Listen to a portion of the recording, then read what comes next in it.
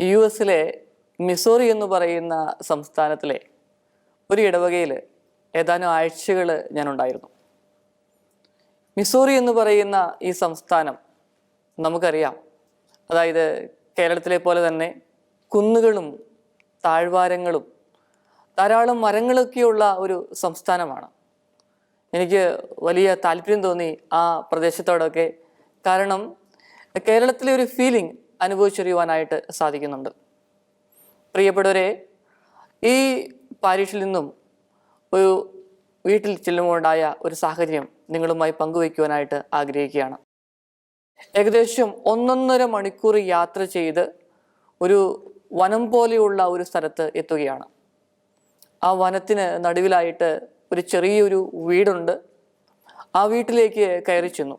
അവിടെ ഏകദേശം 85 വയസ്സിന് മുകളിലുള്ള ഒരു വ്യക്തിയെയാണ് കാണാൻ സാധിച്ചത്. കുറച്ചു നേരം അദ്ദേഹത്തോട് സംസാരിച്ചു.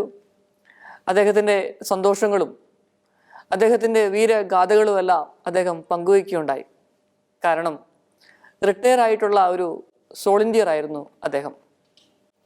അദ്ദേഹത്തിൻ്റെ ജീവിതത്തെക്കുറിച്ച്, പ്രത്യേകിച്ച് കഴിഞ്ഞ കാലഘട്ടങ്ങളെക്കുറിച്ചൊക്കെ ഓർക്കുമ്പം വലിയ സന്തോഷമായിരുന്നു അദ്ദേഹത്തിന് ഉണ്ടായിരുന്നത്. അദ്ദേഹം കൂട്ടിച്ചേർത്തത് ഇപ്രകാരമാണ്: ജീവിത പങ്കാളി മരിച്ചുപോയി, മക്കളുണ്ട്, എൻ്റെ ഏക ആശ്രയം എന്ന് പറയുന്നത് മക്കളാണ്. അവർ എല്ലാവരും നല്ല ഒരു ജോലിയിൽ പ്രവേശിച്ചിരിക്കുന്നു, ടൗണിലാണ് താമസിക്കുന്നത്. എന്നോട് പലപ്പോഴും ഈ പ്രദേശമൊക്കെ വിട്ട് അവരുടെ കൂടെ ജീവിക്കുവാനായിട്ട് എന്നോട് പറയാറുണ്ടായിരുന്നു. എന്നാൽ എനിക്കതിന് മനസ്സ് വന്നില്ല. കാരണം ഈ പ്രദേശത്ത് ഞാൻ തനിയെയാണ്, ഏകാന്തതയിലൂടെയും അതോടൊപ്പം തന്നെ ഈ വൃക്ഷങ്ങളൊക്കെ എനിക്ക് ഭയങ്കര ഇഷ്ടമാണ്. അതിലേക്കൊക്കെ നോക്കി ആ വൃക്ഷസൗന്ദര്യങ്ങളൊക്കെ ഒന്ന് ആസ്വദിച്ച് മനസ്സിൽ സന്തോഷം കൊണ്ട് നിറച്ച് ജീവിക്കുവാനായിട്ട് എനിക്ക് സാധിക്കുന്നുണ്ട്. അദ്ദേഹം കൂട്ടിച്ചേർത്തു, എല്ലാ ഞായറാഴ്ചയും എൻ്റെ മക്കൾ എന്നെ കാണാൻ വരും. അതാണ് എൻ്റെ വലിയൊരു സന്തോഷം. ഇനി എല്ലാ ശനിയാഴ്ചയും പാരീഷിലെ വിക്കർ അദ്ദേഹത്തെ സന്ദർശിക്കുമായിരുന്നു. വിശുദ്ധ കുർബാന അദ്ദേഹത്തിന് കൊണ്ടു കൊടുക്കുമായിരുന്നു. അതും അദ്ദേഹത്തിന് വലിയൊരു സന്തോഷം പ്രദാനം ചെയ്തു. അദ്ദേഹം കൂട്ടിച്ചേർത്തു, ആഴ്ചയിൽ 5 ദിവസങ്ങൾ അതെന്നെ സംബന്ധിച്ചിടത്തോളം അല്പം ബുദ്ധിമുട്ടുള്ള ദിവസങ്ങളാണ്. പക്ഷേ ശനിയാഴ്ച എന്നെ കാണാനായിട്ട്, എന്നെ സന്ദർശിക്കുവാനായിട്ട് വിശുദ്ധ കുർബാനയുമായി ഒരു വൈദികൻ വരുമെന്ന പ്രതീക്ഷ. ഞായറാഴ്ച മക്കളെ കാണാലോ എന്നുള്ള, അവരുമായിട്ട് സംസാരിക്കാനുള്ള ഒരു അവസരമുണ്ടല്ലോ, അവരുമായിട്ട് സ്നേഹ സംവാദത്തിൽ ഏർപ്പെടാലോ, ഈ ഒരു സന്തോഷം എനിക്ക് പ്രദാനം ചെയ്യുന്നു.